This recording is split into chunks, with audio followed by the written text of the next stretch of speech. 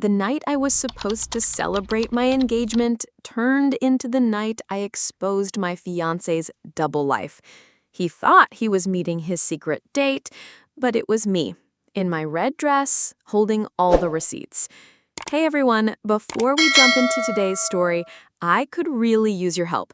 We're trying to grow this channel, and subscribing is the easiest, totally free way to support us. It only takes a second, and it helps us keep bringing you the most unbelievable true stories. Your support means the world to us. Let's grow this channel together. Thank you so much. Now, let's dive into the story. I still remember the first time I met Ethan Cole. It was one of those rainy Seattle evenings when the city feels like 1,000 tiny mirrors reflecting every streetlight and neon sign.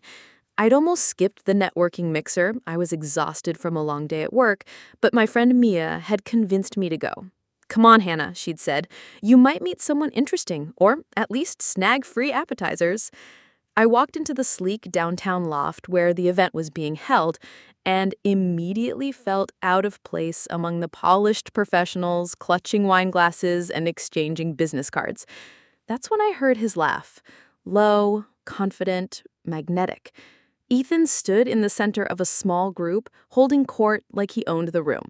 He was telling a story about hiking in Thailand, about meditating on a mountaintop at sunrise, about how travel had taught him to see opportunities where others saw obstacles. He used words like vision and freedom and legacy with such ease that you couldn't help but be drawn in. He noticed me hovering near the table of mini crab cakes and flashed a smile that could have powered the city's skyline. "Hey there," he said, effortlessly excusing himself from the group. "I don't think we've met. I'm Ethan." We talked for the next hour like the rest of the room didn't exist. He asked about my work as an event planner, and I admitted that most days felt like juggling confetti in a hurricane. He listened intently, nodding like every detail mattered. Then he told me about his entrepreneurial journey, a social media consulting business he was scaling to 6 figures. And the way his eyes lit up made me believe he was destined for something big. When I left that night, I had his number saved in my phone and a feeling in my chest I hadn't felt in years. Like maybe, just maybe, this was the start of something extraordinary. The first few months were a dream. Ethan was the kind of boyfriend who made life feel cinematic. He'd text me poetry in the morning, sometimes lines he said he'd written while thinking of me. He'd show up at my office with my favorite coffee just because it was Tuesday. Our dates were always thoughtful. A sunset picnic in Discovery Park, a last-minute drive to Portland just to try a food truck he'd read about, tickets to a secret rooftop jazz session I didn't even know existed in Seattle. By the time our 1-year anniversary rolled around, I was certain I'd found my forever person. And Ethan knew how to make moments unforgettable. He proposed during a weekend getaway to the Oregon coast. We'd been walking along a windswept stretch of Cannon Beach, our hands cold but clasped together, when he suddenly stopped. The sky was painted in orange and pink, the kind of sunset that seems too perfect to be real. Ethan turned to me, holding a small velvet box, and said, "Hannah, you make me want to be the man I always dreamed of becoming. Will you marry me?" My heart nearly burst. I said yes, of course I said yes.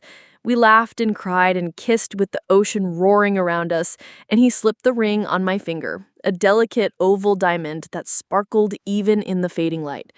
The weeks that followed were a blur of joy. My parents cried when we told them. Mia screamed so loud the neighbors probably thought I'd won the lottery. We toured wedding venues, tasted cakes, and debated guest lists late into the night. I'd never felt so secure, so chosen, so certain that my life was finally aligning with the fairy tale I'd always quietly hoped for. But fairy tales have shadows, and ours began on Ethan's Instagram feed. See, I've never been a huge social media person. My account is mostly pictures of my dog and the occasional latte art when I'm feeling fancy. But Ethan lived online. He had almost 20,000 followers, posting daily about entrepreneur life, luxury dinners, motivational captions, and pictures of him gazing off into the distance like a man on the verge of conquering the world. His profile radiated freedom and adventure. What it didn't show was me. Not a single photo of us together, not our engagement, not even a hand-holding boomerang or a casual coffee shop selfie. His captions were things like, "Freedom is the ultimate currency. Living life on my own terms. Some people fear commitment. I fear mediocrity." At first, I brushed it off. I told myself he was building a brand, that social media didn't define our love. But every time I saw a new post, him toasting champagne on a rooftop we'd gone to together, or hiking the trail we'd explored on our engagement weekend, the pit in my stomach grew. It wasn't jealousy. It was the creeping feeling of being erased from a life I thought I was central to. I tried to ignore the feeling at first. After all, it was just Instagram. Real relationships weren't built on likes and captions, right? But the seed of doubt had already been planted. Every time Ethan posted another picture of himself in a luxury setting, rooftop lounges, high-end coffee shops, scenic hikes, I felt a little more invisible. He always looked so single. One night, we were curled up on his couch, the soft hum of the city drifting through his apartment window. I gathered my courage and asked, "Hey, why don't you ever post anything about us? Not even our engagement?" Ethan's reaction was instant. He let out this small laugh, the kind that's half amusement, half condescension, and brushed a hand over my knee. "Labels kill love, baby," he said smoothly, like he'd rehearsed the line. "What we have is beyond social media. I'm building a brand here. My followers respond to freedom and independence. Posting about a relationship, it would ruin the aesthetic." I felt my stomach drop. It wasn't the words so much as the tone, like I was a silly child for even asking. He kissed my forehead and added, "You're not going to be that girl who needs Instagram validation, are you?"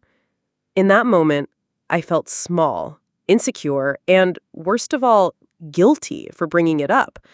So I let it go. At least I pretended to. Over the next few weeks, I couldn't help noticing the little things. How he'd angle me out of photos when we were out together. How he always seemed to be smiling at his phone but tilted the screen away when I leaned closer. How his captions leaned harder into this single adventurer persona. Like, "The only commitment I need is to my goals," under a gym selfie. Living the single life has its perks under a beach shot I had actually taken. And then there were the late-night notifications. We'd be watching a movie, and his phone would light up with a message. He'd glance at it, his lips twitching with the hint of a smile, and then flip it face down. If I asked who it was, he'd reply casually, "Networking, business stuff." I wanted to believe him. I wanted so badly to believe the man who had proposed to me on a beach, who had promised me forever, couldn't possibly be hiding something. Then, one Saturday afternoon, I stumbled onto the truth, or at least the first piece of it. I was helping Ethan move some furniture in his apartment, shifting boxes to make room for wedding decorations we'd been picking out together. On his desk, half buried under receipts and notebooks, I noticed a planner flipped open. At the top of the page in bold letters were the words "Content Calendar." I smiled at first. It was so Ethan to schedule his inspirational posts like business meetings. But then my eyes caught a small handwritten note in the margin. "Maintain single entrepreneur aesthetic. Female followers engage more with available men." The words hit me like ice water.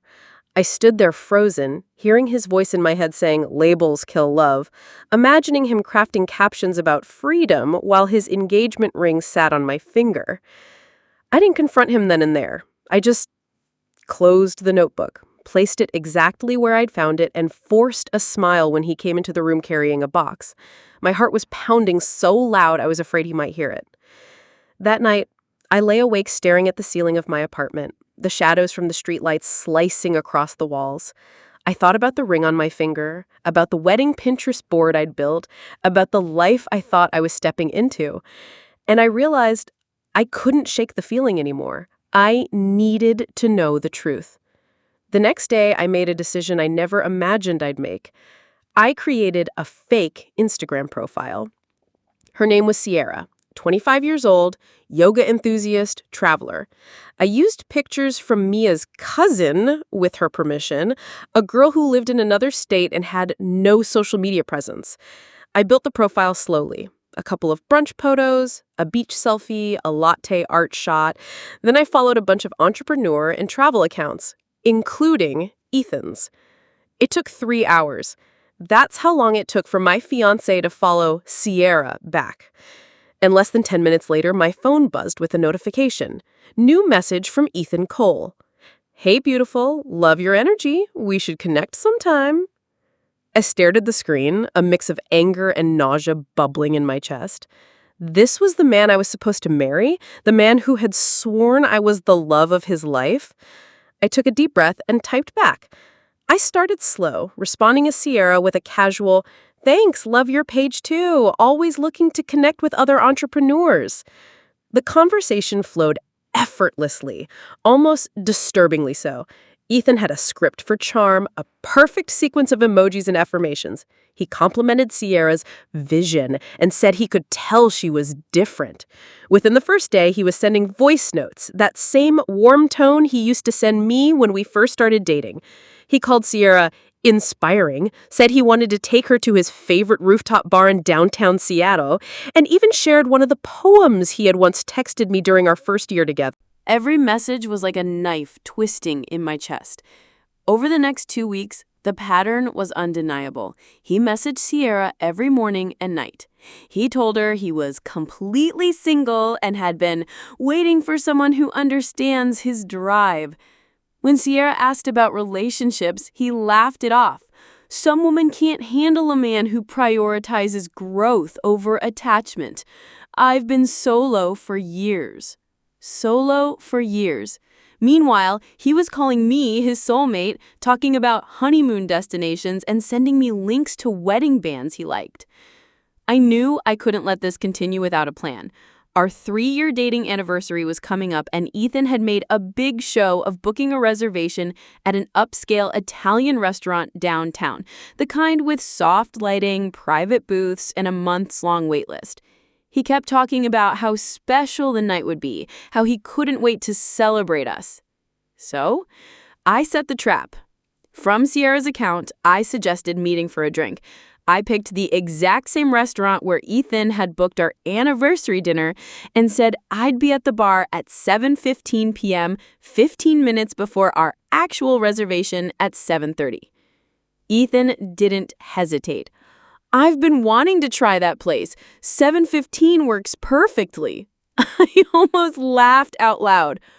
Perfectly. Perfect for him to meet a stranger for a flirty pre-dinner drink and then slide seamlessly into a romantic anniversary with his fiancé, none the wiser. I spent the week preparing for that night like I was going into battle. I packed up half my belongings from his apartment while he was networking at evening events. My skincare, my clothes, anything expensive or sentimental, I moved it all back to my own place in quiet trips. He didn't notice a thing. I saved every screenshot, every DM, every voice note, backing them up to my cloud. I told my best friend Mia everything. She offered to come with me, but I said no. I needed to do this myself. By Thursday night, the plan was complete. I'd show up early, watch him wait for a woman who didn't exist, and then confront him face to face. Friday arrived, and my nerves were on fire. I spent the day at work, barely functioning, my phone buzzing with Ethan's sweet anniversary texts. He sent flowers to my office with a note, "To many more years together. Can't wait for tonight."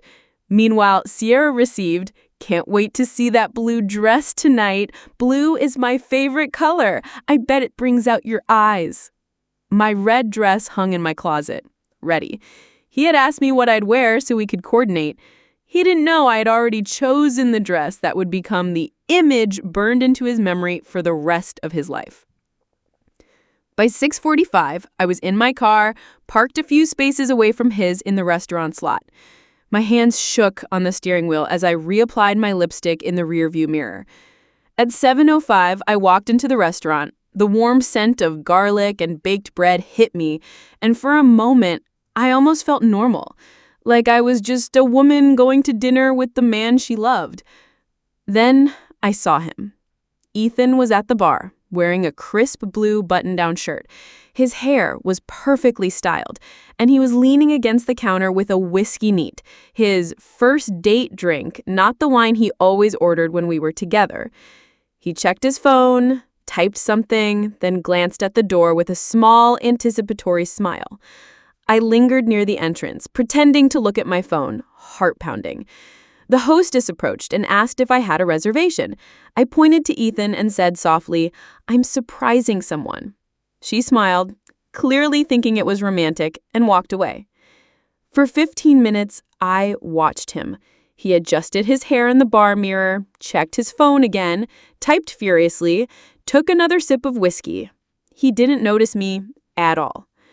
At exactly 7:30, I walked up behind him and placed my hand on his shoulder. He spun around, and I watched the emotions flash across his face like a time lapse of a storm. Surprise, confusion, panic, and finally that forced, charming smile he always used when trying to regain control. "Hannah, wow, you're early," he said, standing up quickly. "You look amazing." I tilted my head. "I'm right on time. Our reservation is at 7:30. You're the one who's early." I let my gaze drift to his whiskey glass. "So, who were you waiting for?" For the first time since I'd met Ethan Cole, he had no script. He stuttered, his mouth opening and closing like a fish out of water. "I was just having a drink before our reservation," he said, his voice cracking slightly. I raised an eyebrow. "With a whiskey neat at 7:15 and dressed to match the woman you were meeting?" Color drained from his face. He glanced at his phone on the bar as if it might save him. For a split second, I saw the calculation in his eyes. He was scrambling for the right lie. The hostess approached, smiling. "Mr. Cole, your table for two is ready." Perfect timing. I followed her to the semi-private booth, Ethan trailing behind me like a schoolboy sent to the principal's office. He slid into the seat across from me, shoulders tight, eyes darting to the entrance every few seconds. I decided to play it calm for a moment, stirring my water with the straw. "So," I said casually, "you seemed nervous at the bar. Were you expecting someone?" He shook his head too quickly. "No, I thought I saw a business contact, that's all." I let the silence stretch. He hated silence. He fiddled with his fork, checked his phone under the table, and cleared his throat twice. I took a slow sip of water and then leaned forward. "Were you looking for Sierra?" I asked, my voice soft but sharp. The name hit him like a slap. He froze. His eyes whitened just enough for me to know he understood exactly what I meant. "How do you know that name?" I reached into my purse and pulled out my phone. Without a word, I opened Instagram, switched to the Sierra account, and laid the phone screen up on the table. His face went from pale to beet red in a heartbeat. "You catfished me?" he hissed, leaning in, trying to make me feel guilty. "No," I said calmly. "I gave you the chance to show me who you really are, and you did." I began scrolling through the DMs, reading them aloud softly, like narrating a bedtime story.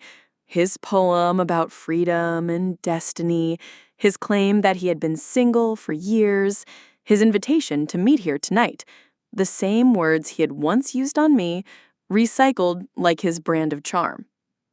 Ethan's strategy unraveled in real time. First, he went for denial.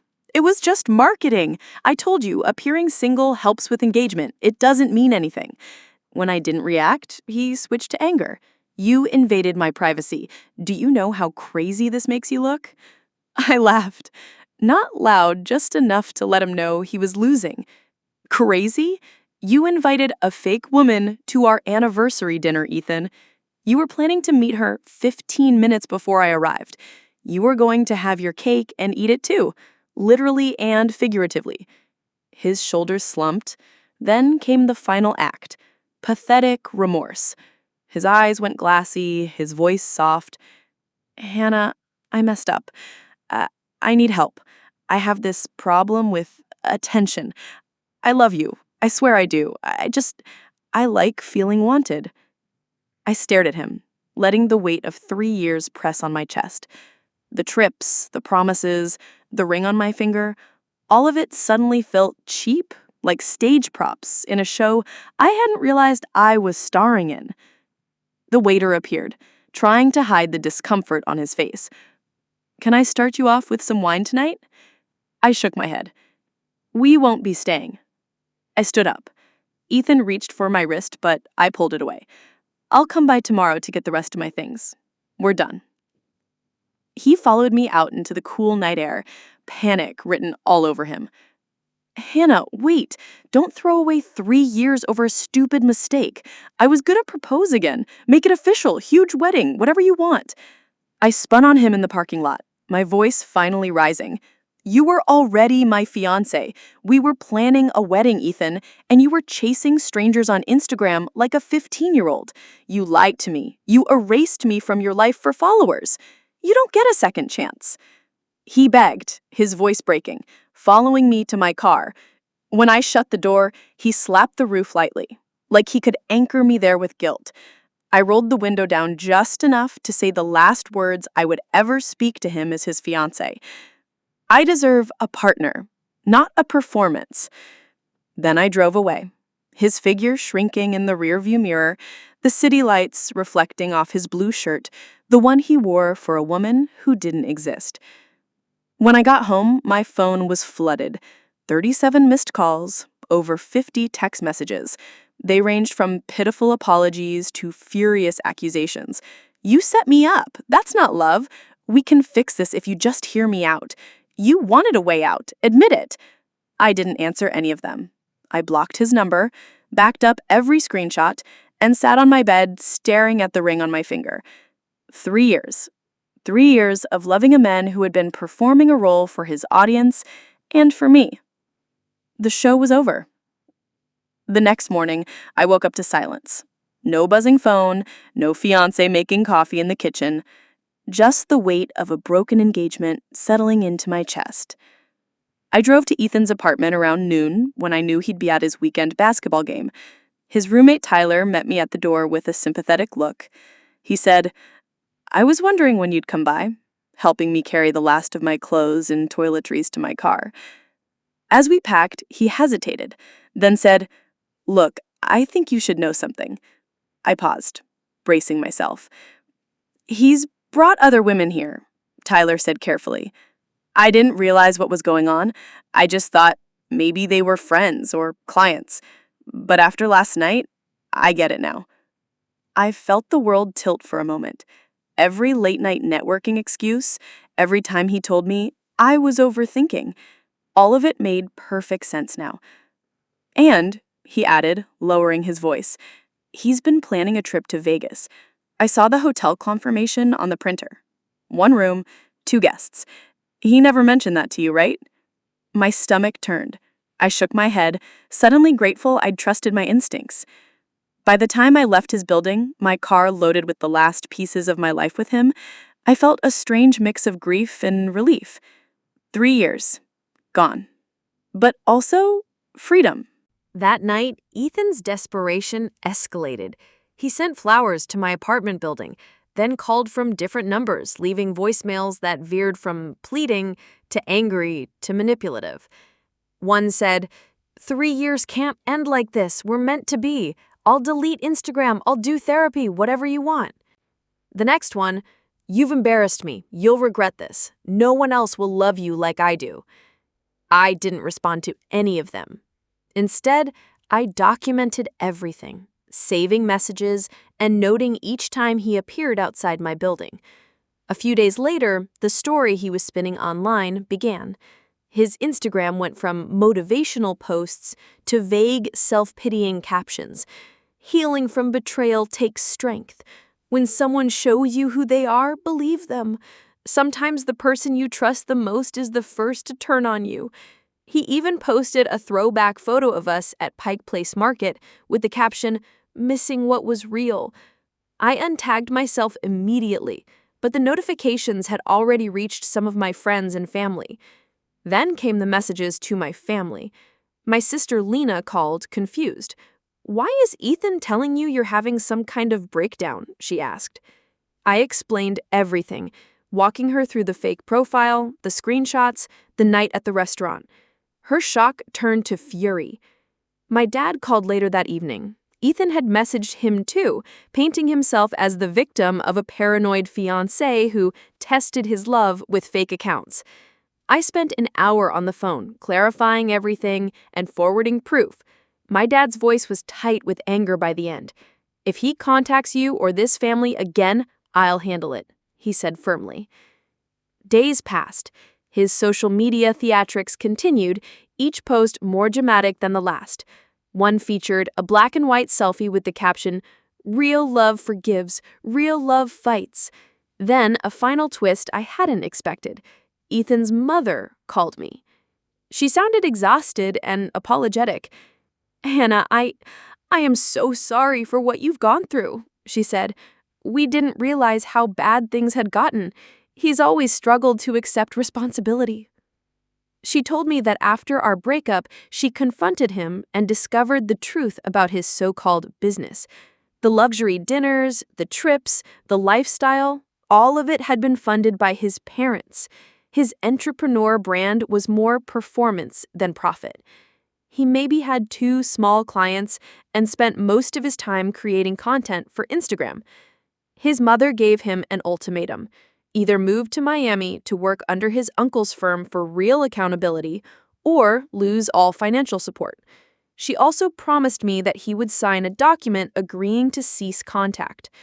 By the end of that week, I received a certified letter in the mail, a formal no-contact agreement with Ethan's signature drafted by his parents' attorney.